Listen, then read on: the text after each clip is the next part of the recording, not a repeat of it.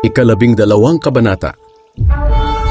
Ang tanong tungkol sa araw ng pamamahinga. Isang araw ng pamamahinga, dumaan sina Jesus sa triguhan. Nagugutom noon ang kanyang mga tagasunod kaya nanguha ang mga ito ng uhay ng trigo at kinain ang mga butil. Nang makita ito ng mga Pariseo, sinabi nila kay Jesus, "Tingnan mo ang mga tagasunod mo. Ginagawa nila ang ipinagbabawal sa araw ng pamamahinga." Sinagot sila ni Jesus, "Hindi ba ninyo nabasa sa kasulatan ang ginawa ni David nang magutom siya at ang mga kasamahan niya?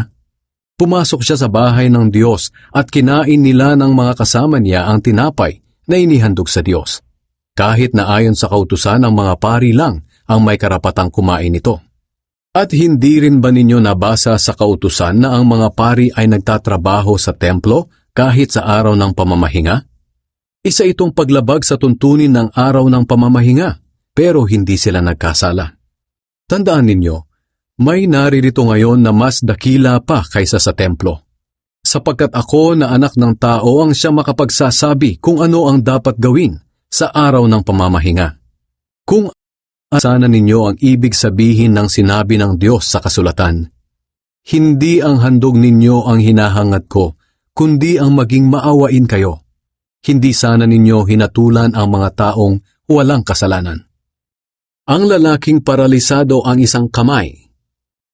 Mula sa lugar na yon, pumunta siya sa sambahan ng mga Hudyo. May lalaki roon na paralisado ang isang kamay. Naroroon din ang mga Pariseo na naghahanap ng maipaparatang kay Jesus, kaya tinanong nila si Jesus, "Ipinapahintulot ba ng kautusan ang magpagaling sa araw ng pamamahinga?"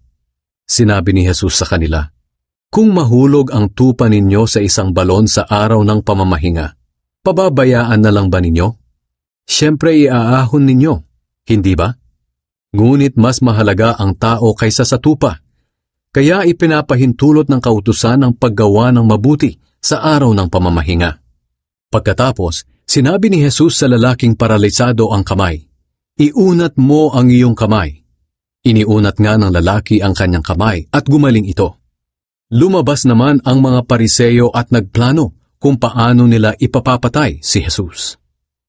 Ang piniling lingkod ng Diyos.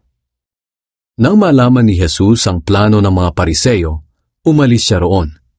Marami ang sumunod sa kanya at pinagaling niya ang lahat ng may sakit.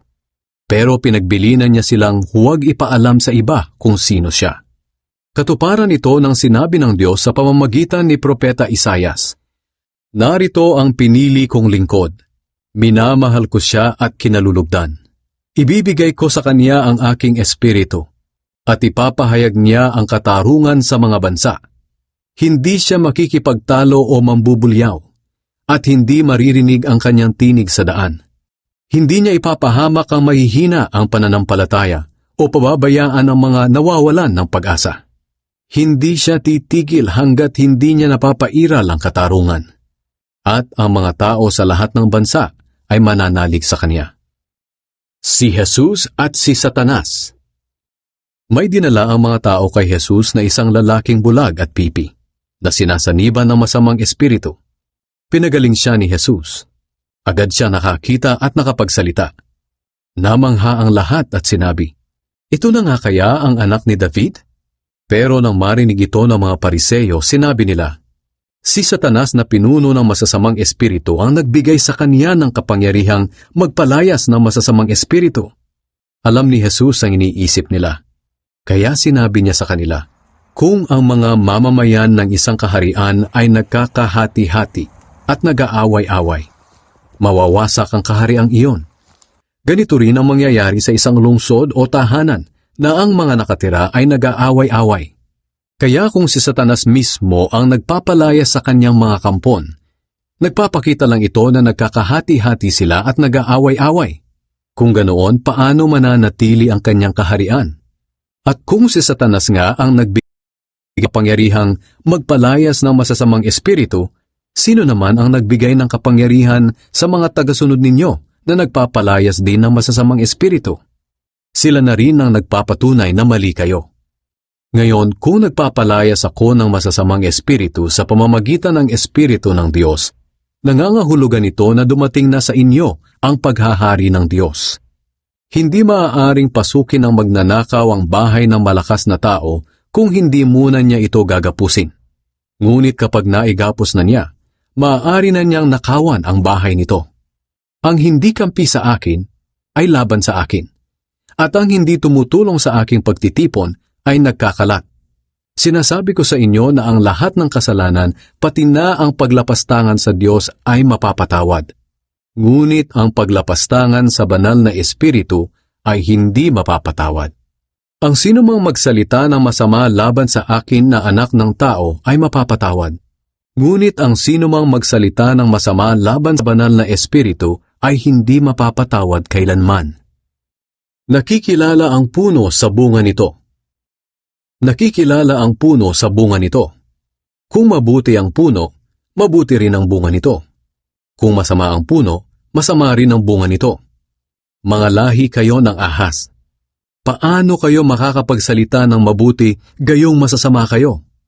Sapagkat kung ano ang laman ng puso ng isang tao, ito ang lumalabas sa kaniyang bibig.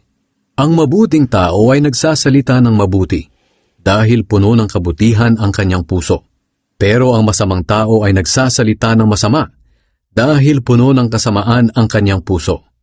Tinitiyak ko sa inyo na sa araw ng paghuhukom, mananagot ang bawat isa sa mga walang kwentang salitang binitiwan niya. Sapagkat ibabatay sa mga salita mo kung paparusahan ka o hindi. Humingi ng himala ang mga tagapagturo ng kautusan at ang mga pariseyo. May ilang mga tagapagturo ng kautusan at mga pariseyo na nagsabi kay Jesus, "Guro, pakitaan niyo kami ng isang himalang magpapatunay na sugo nga kayo ng Diyos." Sumagot si Jesus, "Kayong henerasyon ng masasama at hindi tapat sa Diyos. Humihingi kayo ng himala, pero walang ipapakita sa inyo maliban sa himalang katulad ng nangyari kay Propeta Jonas. Kung paanong nasa tiyan ng dambuhalang isda si Jonas sa loob ng 3 araw at 3 gabi. Ganoon din naman ang mangyayari sa akin na anak ng tao. 3 araw at 3 gabi rin ako sa ilalim ng lupa. Sa araw ng paghuhukom, tatayo ang mga taga-Ninive at kukondenahin ang henerasyong ito, dahil nagsisi sila ng mangaral sa kanila si Jonas. At ngayon, narito ang higit pa kay Jonas, na nangangaral sa inyo, pero ayaw niyong magsisi. Maging ang reyna ng timog ay tatayo rin at kukondenahin ang henerasyong ito, sapagkat nanggaling pa siya sa napakalayong lugar para makinig sa karunungan ni Solomon. At ngayon, narito ang higit pa kay Solomon, pero ayaw ninyong makinig sa kanya. Ang pagbabalik ng masamang espiritu. Kapag lumabas ang masamang espiritu sa tao, gumagala ito sa mga tuyong lugar upang maghanap ng mapagpapahingahan. At kung wala siyang matagpuan, iisipin na lang niyang bumalik sa kanyang pinanggalingan. At kung sa kanyang pagbabalik ay makita niya itong walang naninirahan, malinis at maayos ang lahat, aalis siya at tatawag ng 7 pang espiritu na mas masama kaysa sa kanya. Papasok sila sa taong iyon at doon maninirahan. Kaya lalo pang sasama ang kalagayan ng taong iyon kaysa sa dati. Ganyan din ang mangyayari sa masamang henerasyong ito. Ang ina at mga kapatid ni Jesus. Habang nagsasalita pa si Jesus sa mga tao, dumating ang ina niya at mga kapatid. Naghihintay sila sa labas at gusto nila siyang makausap. May nagsabi sa kanya, "Nasa labas po ang inyong ina at mga kapatid at gusto kayong makausap." Sumagot si Jesus, "Sino ang aking ina at mga kapatid?" Itinuro niya ang mga tagasunod niya at sinabi, "Ito ang aking ina at mga kapatid. Sapagkat ang sinumang sumusunod sa kalooban ng aking Ama sa langit, ang siya kong ina at mga kapatid."